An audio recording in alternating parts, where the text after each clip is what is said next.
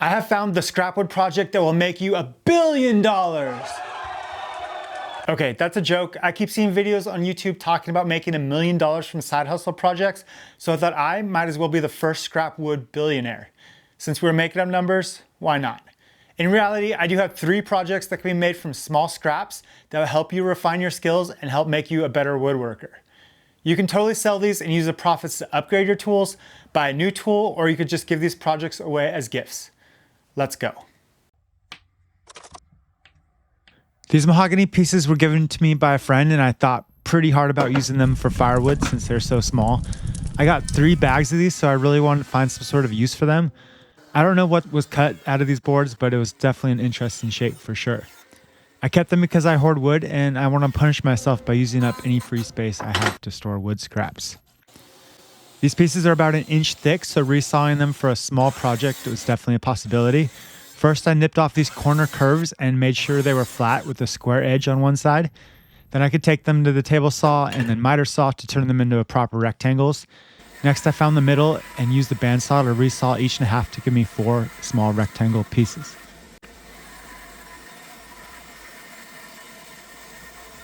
Trying to think ahead and be prepared to have an option to mount this shelf to a wall, I decided to use a key slot router bit and make a cut through the back. A nicer way to do this would be to set up stops on each end so the cut can't be seen from the sides, but I wasn't really worried about that for these tiny shelves. With this type of bit, you can't make a light cut and then slowly raise the bit because you won't end up with the shape you need, so it's best to make a relief cut first so the bit doesn't have to remove all the material at once. Next, I found a small scrap piece of ash to make some small dowels out of. I have plenty of ash cutoffs, and ash will be a nice contrast to the mahogany. The process I use to make dowels is to use a drill and drill a piece of wood through a piece of steel with a hole drilled in it, the size that I want the dowel. The first step is to make the wood fit in both the dowel and the steel hole. Once I made sure the ash was square, I used the bandsaw again to cut it into thin strips. I then used a block plane to take off the edges and give the edges a rounded taper. Eventually, I could chuck one end of the ash strip into my drill, and the other end could fit into this hole that I previously drilled into this piece of steel. A strong clamp is really important for this job, and this ratchet clamp has been extremely useful. I've made dowels a few times this way, and so far I've only made this one size dowel. There are also some cool looking dowel cutters online that look like they might simplify this process. Sanding is definitely more fun when the drill does all the work. Once they were all sanded, I could cut them to the short length I wanted for the shelves.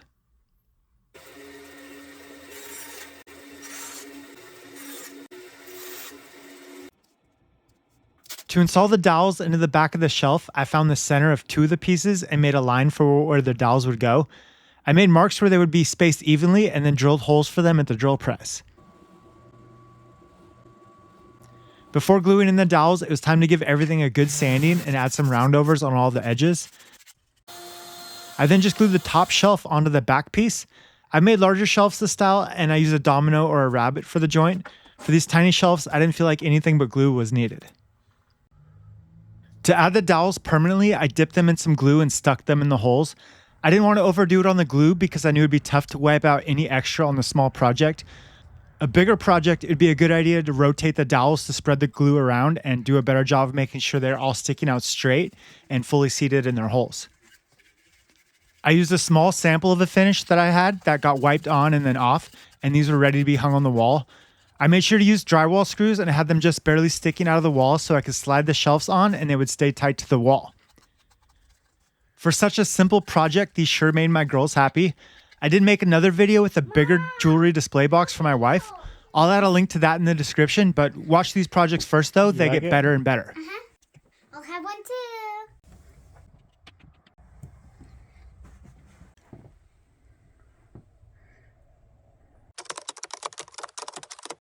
I had a request to make one of these knives, but to be honest, before making my first batch of these, I had never actually used one. Maybe I got lucky, but this first batch turned out really usable and somewhat awesome in my opinion. I had to look at some other designs to see how they actually worked. And the first thing I did was to order some blades on Amazon. Once I had the blades and had an idea of design, I decided to make my own template. To save time, you can order a template online if you want to skip this design process. I started with a piece of MDF about the size of my expected dimensions and then used the blade length to start sketching out a shape that I wanted. I cut out most of the shape on the bandsaw and then fine-tune all the curves with a spindle sander. So right now I like this part. Don't quite have this figured out yet, but I need some motivation, so I'm going to start by cutting this.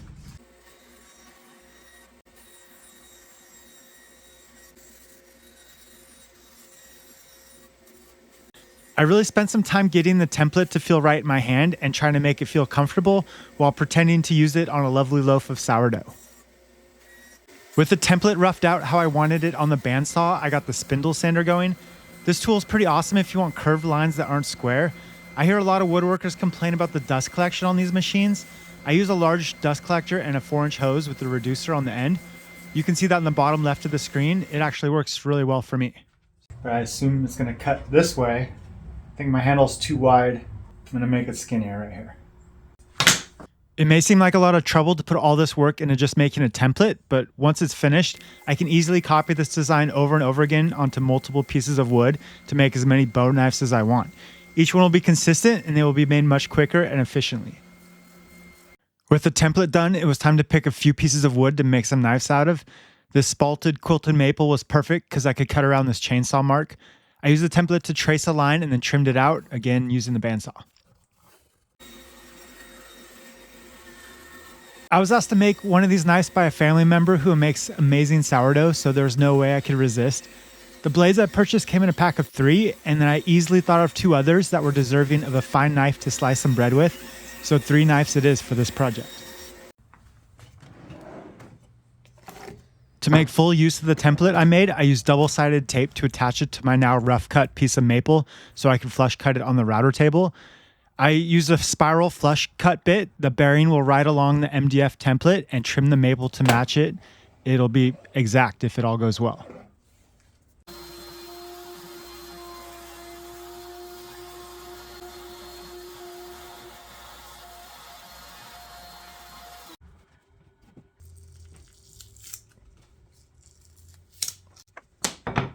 This area here, I cut a little too deep with the bandsaw, so the flush trim bit didn't have the chance to cut it nice and smooth. This will be easy to clean up on the sander. For the second knife, I decided to get a little bit more fancy or use some smaller scrap pieces depending on how you want to look at it. I found a piece of local white oak that wasn't quite wide enough, but I thought if I added some small mahogany pieces, it would add a cool contrasting look to it. To do this, I cut the oak and put a flat slide on the blade side so I could glue small pieces of the mahogany that I used in the last project to the spots where the oak needed to be wider. Once the glue was fully dry, I rough cut it like I did the first knife with the bandsaw, and then this time I was really feeling the sanding, so I skipped the flush trim bit and sanded up to the line I made with the template.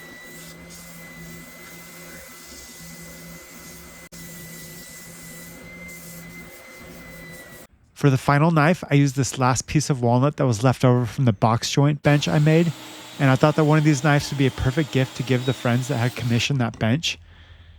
This piece of walnut was too thick, so it needed to be resawn. I used the center finder tool to find the center of it. I usually use my double square, but this tool worked easily enough for this job. I then repeated all the same steps as before and stuck to the sander since I was still in the zone on that, so I used it to sand all the way down to my line on this one as well.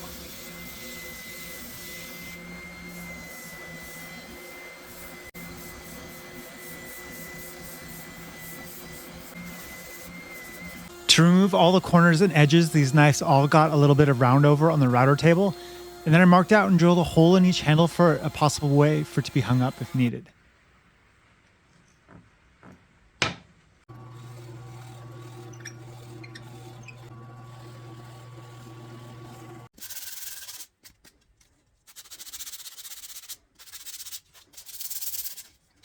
After a little sanding, I engraved initials on each with my laser.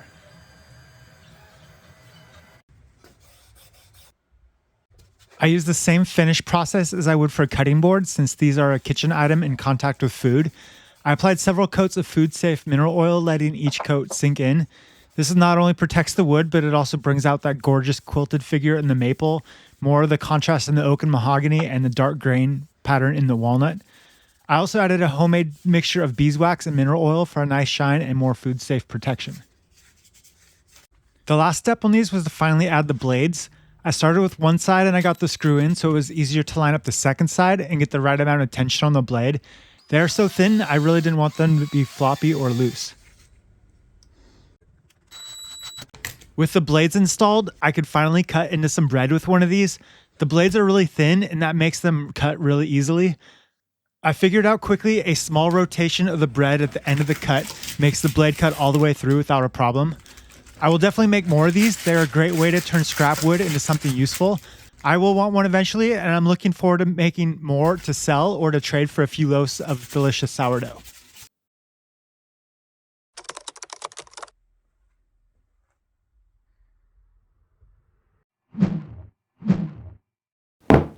This is my stool sample. It looks pretty simple. It's got some fun looking joinery. My grandfather made it. I'm gonna try to copy it and see how well I could do. My grandfather was an engineer. Growing up, I always thought he could build or fix anything, and I still think that he could. He built temporary bridges in World War II, and later on in life, he steam bent wood to build a boat. This stool definitely looks like it's made out of 2x4s with a dowel giving these extra leg support. There are nail heads, it looks like, to keep the top pieces attached. I'm going to make two of these stools, one out of reclaimed redwood and another out of 2x4s. The redwood I'm going to use will all be milled to the size of a 2x4. Here, I set up a simple stop block for repetitive cuts at the same length. I did cut down a few larger scrap pieces to use up on this 2x4 stool. I went through the same process with the redwood. With everything milled and cut to length, I decided to start with these side supports. These will connect into the legs on each side to support the stool. I needed to remove the thickness of each leg and half of its width, so I measured that out and got to cutting. I went with the bandsaw for all the joinery on these stools. I wanted to see how precise I could be with it. I felt more freedom using scrap wood because I wasn't afraid to mess up like if I was using expensive materials. It was a good learning experience. I think making the cuts a little bit more rough and then spending time chiseling to my marking lines would have made this all much more precise. So side supports cut out. Next piece I'm going to cut out is this. This gets cut out on both sides. You can see the crack in the paint. So this piece is what I'm going to cut out next. These top pieces on the end have cuts in them that recess the entire width of the legs into them. I marked out the width and the depth of the legs, and that would be the material that needed to be removed on these pieces.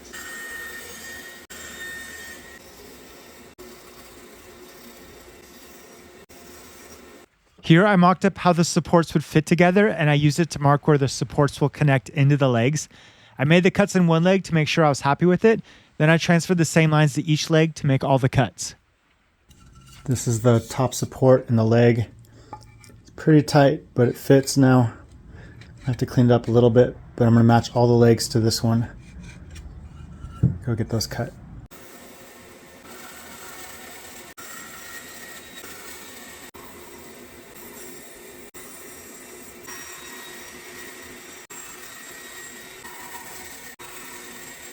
I think I maybe already messed up and cut some of these too deep. I'm going to check by putting this on a nice flat surface that I have now, butting it up against here. See my pencil line in there. And now I can use this to match it up. I need to do it the same on this side. To remove this material, I'm going to start with the drill press.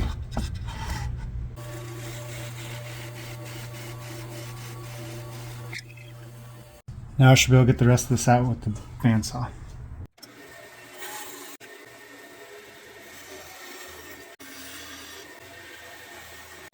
Got my front pieces, my top pieces, stretchers, legs.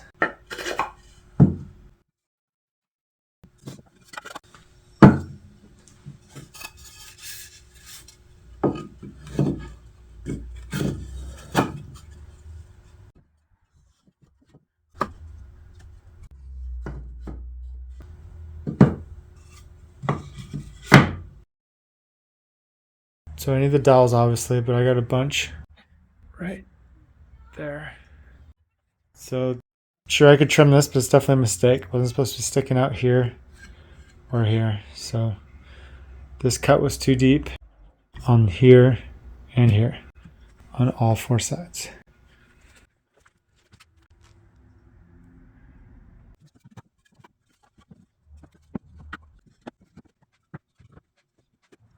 All right, this one's gonna be salvageable as well. Again, I made the same cuts. Probably just trim the length of these. Exact match, failure, but close enough for this. Trimming these parts down wasn't that big of a deal. It just took a little marking out and then trimming off the extra on the table saw and then the miter saw.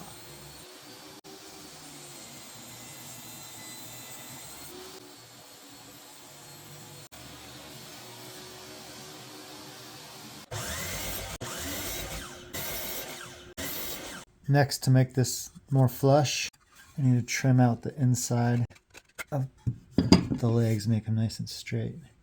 I did use a piece of my old workbench here to protect my new bench surface. After some chiseling at a poor camera angle, I was able to make this fit much tighter. Better, still a little ways to go. With all the joints cut and cleaned up, I was almost ready to glue these things together. The only step left in my way was drilling holes to recess the dowels into the legs and then cut them all to length. I used blue tape to mark where the dowels would go and set my drill press for the depth of holes that I wanted and then drilled them out.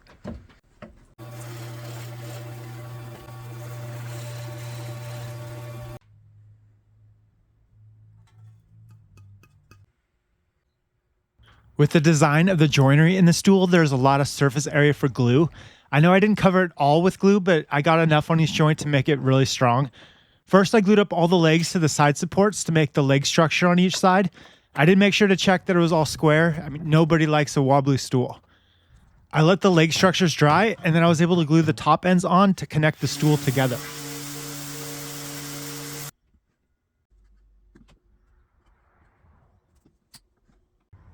For the last two top pieces, I decided to use screws.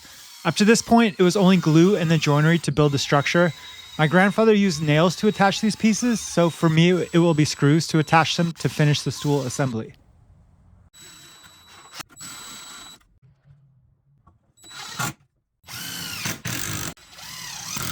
This was a pretty big mistake that I made here. I pre-drilled holes in the wrong cross pieces. I drilled through the top ends and not the side supports. To make this fix simple, I decided to glue in toothpicks to refill the holes. They fit perfectly, although I'm sure they will not match the redwood at all. With the correct holes drilled out in the correct spots, I could go about recessing and then putting screws into each top piece to hold them all in place.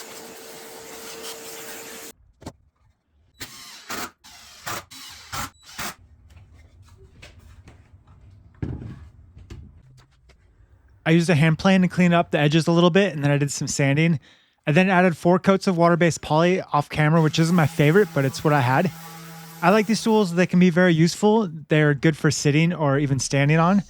They're really strong because of the joinery, and they were really fun to make.